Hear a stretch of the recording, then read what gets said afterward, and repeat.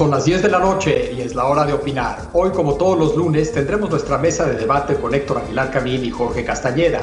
Esta noche vamos a discutir 3 temas muy polémicos.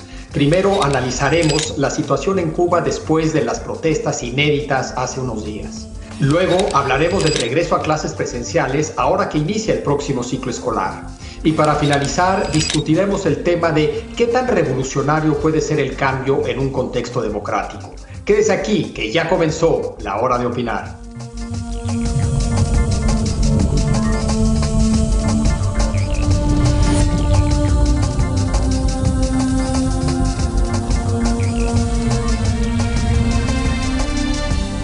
A nombre de Leo Zuckerman, titular de este espacio, muy buenas noches. Y buenas noches, Héctor Aguilar Camín. Héctor, muy buenas noches. ¿Qué pasó, Javier? ¿Cómo estás? Buenas noches. Y Jorge Castañeda, muy buenas noches, Jorge. Hola, Javier. Hola, Héctor. Buenas noches. ¿Cómo, Jorge? ¿Qué hay? Bueno, arranquemos.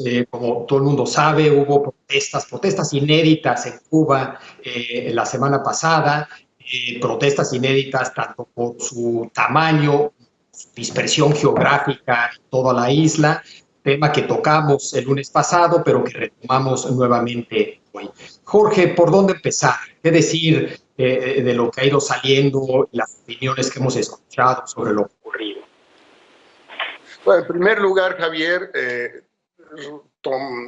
resaltar que el gobierno cubano, la dictadura cubana, parece haber controlado la situación, por lo menos por ahora. Esta semana que transcurrió entre el 11 de junio y hoy, no han vuelto a aparecer los manifestantes, no ha vuelto a haber manifestaciones, protestas, etcétera. Fue detenido un gran número de cubanos. Human Rights Watch hizo un cálculo, un recuento más que un cálculo de 428 detenidos, pero la cifra verdadera probablemente es más elevada. Muchos de ellos han sido ya liberados, pero con la advertencia que si vuelven a salir a la calle volverán a ser detenidos. Mucha gente sin duda fue golpeada.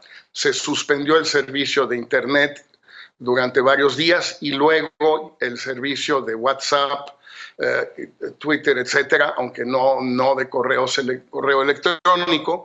Y todo parece indicar que hasta ahora, con estas medidas represivas muy duras, muy brutales en muchos sentidos, pero sin haber disparado, sin haber metido al ejército, la dictadura cubana ha podido capear el temporal. Lo importante ahora, Javier, es saber qué va a hacer el gobierno de Cuba para atender las causas profundas, las raíces profundas de este estallido insólito en Cuba. No habíamos visto nada parecido, ni siquiera el maleconazo de 1994, como decías tú, por su extensión, por la simultaneidad, muchas ciudades de la isla, etcétera. ¿Qué piensan hacer? Bueno, el problema ahí es que no hay mucho que hacer, porque las causas reales, que obviamente no son las tonterías del bloqueo y Biden instigando y ahí la CIA metiéndose, todas esas babosadas, pues obviamente no son las causas. Las causas son las escaseces, las causas son la falta de medicamentos, el impacto del COVID, la parálisis económica, simplemente la debacle de una economía, de una sociedad, de un sistema que no funciona. Obviamente, la situación internacional de Cuba contribuye a eso y Estados Unidos es una parte de la situación internacional de Cuba, sin la menor duda. Lo es en parte por la insistencia de Estados Unidos de no resignarse a la sobrevivencia eterna del régimen, pero lo es también porque los cubanos han hecho muchas cosas que ha permitido esto, empezando por la visita de Obama. El enormemente importante papel del Internet y de las redes sociales en este momento, en este estallido, viene en gran medida de la liberalización que sí vino a raíz de la visita de Obama a principios del 2016. Y eso nadie los obligó a que fuera Obama. Raúl Castro lo invitó, creyó que había llegado a un buen acuerdo con Obama, que favorecía a Cuba y que era en perjuicio de Estados Unidos. Pues muy bien, parece que no tanto, ¿eh? Totalmente. Héctor, ¿qué opinas sobre esto? Bueno, mira, me preguntas por dónde empezar a leer esta cosa de Cuba. Yo diría que yo sugeriría empezar por dos artículos que para mí han sido muy claves. Uno es el del propio Jorge, que está en la revista Nexos, explicando, digamos, cuál era el verdadero desafío para la dictadura cubana con esta enorme, potente y nacional movilización, porque fue en toda la isla.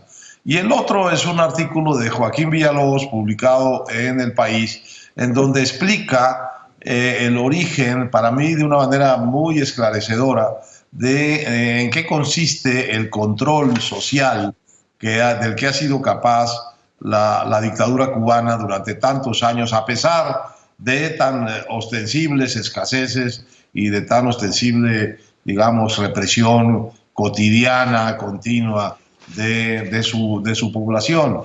Y el tema que plantea Jorge es que digamos, la seguridad cubana tiene como tres cinturones. Uno, para contener la protesta. Uno es movilizar contra manifestantes inducidos frente a los manifestantes reales y crear ahí una especie como de neutralidad o como de enfrentamiento. Lo otro es una cosa mucho más fuerte que vimos en estas manifestaciones, que son ya grupos como paramilitares, lo que en México entenderíamos como halcones, grupos paramilitares armados con palos, que salen contra los manifestantes en un plan muy violento, como ha descrito Jorge ahora. Luego de eso siguen las policías propiamente dichas, que ahora vimos disfrazadas en las calles de Cuba y están patrullando las calles de Cuba con un nuevo uniforme negro que les han puesto ahí los cubanos con su humor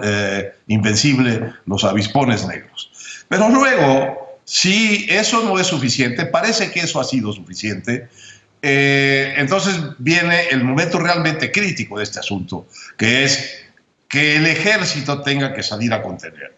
Y ahí tanto Jorge como Villalobos dicen, ese sí es el momento, digamos, sería el momento de la crisis del régimen, porque el ejército puede hacer dos cosas, o reprimir a su gente o unirse a su gente.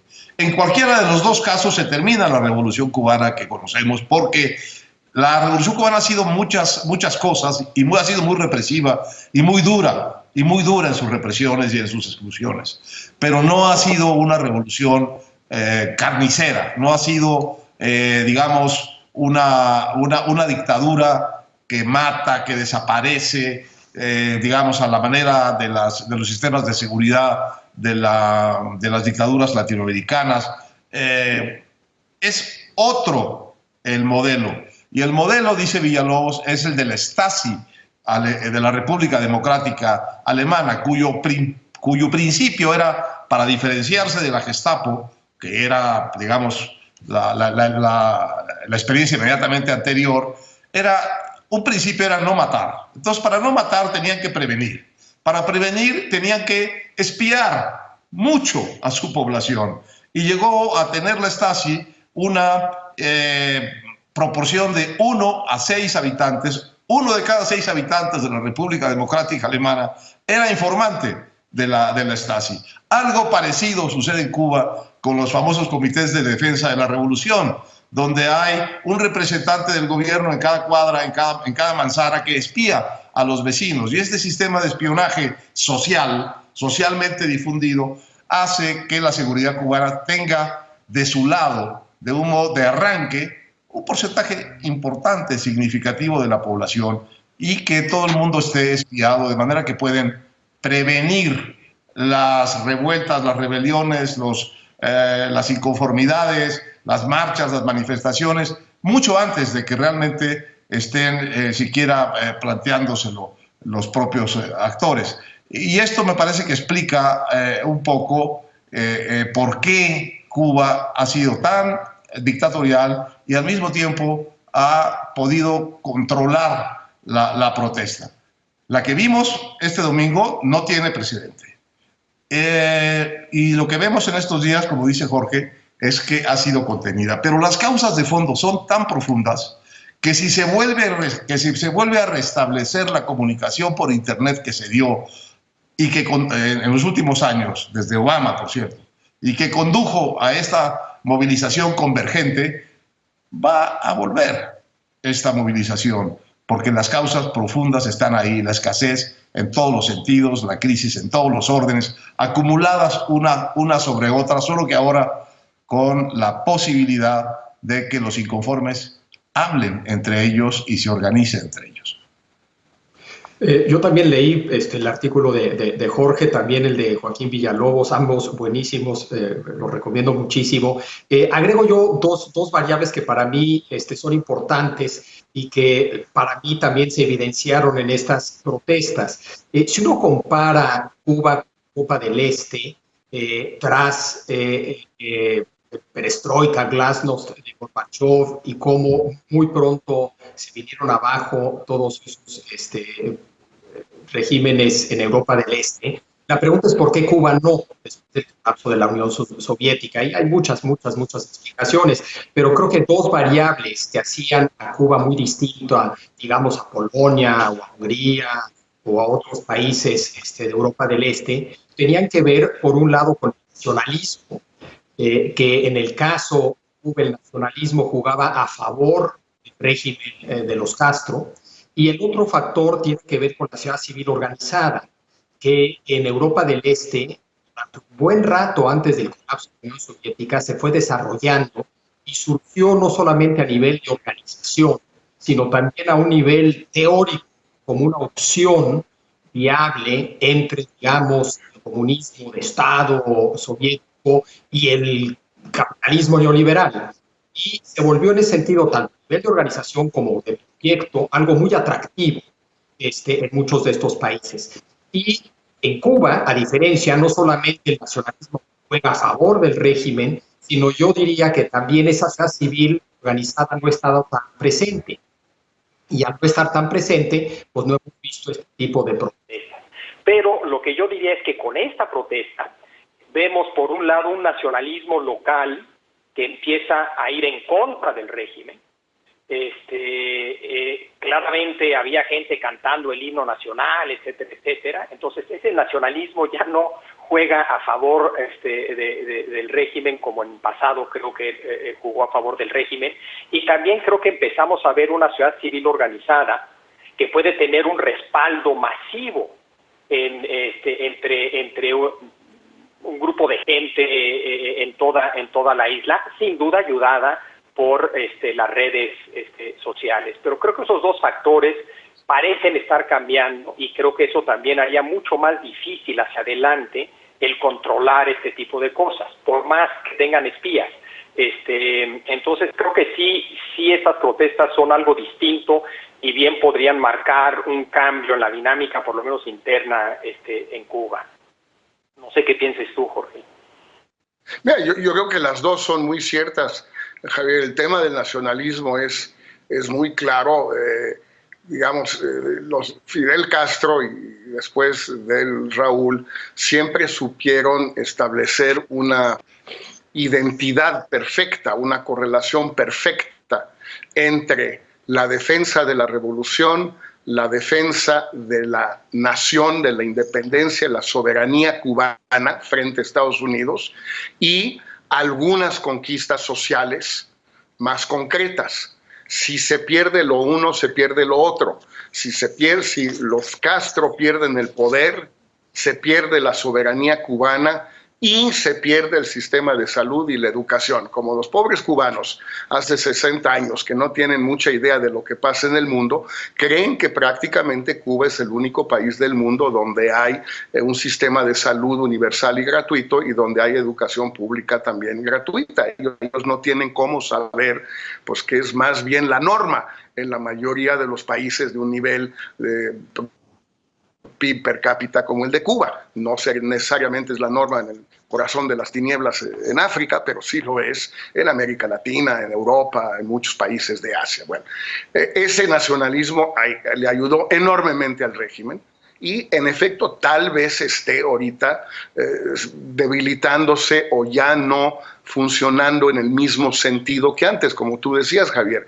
El tema de la sociedad civil organizada pues ha sido la gran apuesta de Obama, que mucha gente criticó en su momento, que hoy quizás parece más acertada que antes, en el sentido de si se podía ir lo más lejos posible para liberalizar, normalizar las relaciones entre Estados Unidos y Cuba sin levantar el llamado bloqueo, el embargo, porque no está en manos de la presidencia de Estados Unidos eliminarlo. Está en manos del Congreso, por cierto, por culpa de los cubanos de La Habana y de cuando Raúl Castro derribó los dos aviones, el avión con dos pilotos hermanos al rescate en 1994, y entonces Clinton se vio obligado a no vetar la ley Helms-Burton que convirtió el embargo, que era un decreto presidencial de Kennedy, en un acto del Congreso. Eso fue gracias a Raúl Castro. Para los amiguitos de los cubanos en México, si quieren saber quién es el responsable de no levantar el bloqueo, se llama Raúl Castro. Pero bueno, eso es aparte. Pero la apuesta de Obama es que con lo que se podía, bastaba para cambiar la sociedad cubana. Con internet, con turismo, con viajes, con periódicos, con, en efecto, instituciones como USAID y muchas otras, el NED, el NDI, el NRI, todas esas, apoyando grupos de la sociedad civil, de la democracia, de defensa de los derechos humanos, etcétera, etcétera, etcétera, en Cuba, habría una liberalización. Mucha gente pensó, incluyéndome a mí, que le tomaron un poquito el pelo a Obama los cubanos, le jugaron cubano, por así decirle. Pero también es cierto que sí, a la larga, todo esto tuvo cierto efecto, que creo que es el que tú estabas describiendo, Javier. No, a ver, a mí me parece muy importante este punto que puso Javier y que ahora tú tocas, porque es que hay una ruptura simbólica profunda e ideológica profunda en este movimiento respecto de la retórica de la revolución, que efectivamente identifica la revolución con Cuba, con la historia de Cuba, con Martí y con el único camino a seguir. Bueno, lo que están, digamos, diciéndonos estos que se movilizan ahora en Cuba es que ya no creen en nada de eso. Y uno lo puede ver, no solo no creen en nada, sino están totalmente en contra de eso. Están del otro lado del muro, de la retórica, del discurso, de los valores que hasta ahora han sido dominantes en la vida pública de la isla. Y esto uno lo puede ver con toda claridad en una especie de rumba. Es una mezcla de rap y de rumba y de salsa que se llama Patria y Vida, que está filmado en Miami, está hecho en Miami, pero con la participación por lo menos de uno de los cantantes de la isla, que por cierto está preso o está recluido en este momento. Y es un increíble manifiesto político, radical, profundamente cubano, venido de uno de los talentos sustantivos de la isla, que es la música. Y ese, digo yo, himno, manifiesto de la rebelión civil de la Cuba de hoy, es muy radical, Javier. No le concede nada a la revolución cubana. Habla de los 60 años una y otra vez de engaño, de opresión, de no dejar que florezca el amanecer que llevan esperando hace tanto tiempo. Es una genialidad musical y es una pieza de una fuerza, de una radicalidad política, pero como a ras de tierra. No está echando rollos, no está construyendo conceptos, está tocando el corazón mismo de la sensibilidad cubana, desde el corazón de la creatividad cubana, que es la música. ese himno de rap, de salsa, se llama Patria y Vida, y desde ahí está el rechazo total a el dicho canónico, por cierto, bastante melancólico y siniestro, de patria o muerte. ¿Por qué el dilema? Y ellos dicen, no, patria y vida. Ustedes ya se fueron, ustedes ya no tienen sentido aquí. Esto ya se acabó. Esto ya se acabó, y una y otra vez es el estribillo del himno. Entonces, sí hay una ruptura total con esto que tú describes también, del discurso de la revolución, poniendo junto todo, la nación, la identidad, la dignidad, la historia, frente al imperialismo americano, y es realmente la voz de otro mundo, de otra Cuba, de otras generaciones, y no le concede ni un año de logros a la Revolución Cubana. En ese sentido es un manifiesto súper radical, pero está exacto en el corazón de lo que estás diciendo, de lo que había funcionado como discurso y ya no. Tenemos que hacer una pausa, pero antes de irnos a una pausa, Jorge, unos breves comentarios sobre las reacciones alrededor del mundo, tanto de países como de individuos, a lo acontecido en toda la isla. Pues ha habido las reacciones más o menos previsibles, países como Rusia, China, etcétera, México, Argentina, pues han insistido en la cantaleta del bloqueo, sin condenar la represión en Cuba, sin condenar la prohibición de manifestaciones públicas, y básicamente haciendo suya la tesis del gobierno cubano de que este es un movimiento, un estallido que busca, digamos, anexionista, es el término que más usan los cubanos. Por otro lado, la Unión Europea, como decía, Estados Unidos, algunas instituciones como la Amnesty International, Human Rights Watch, etcétera, condenan la represión, condenan las detenciones arbitrarias, condenan la suspensión del servicio de Internet.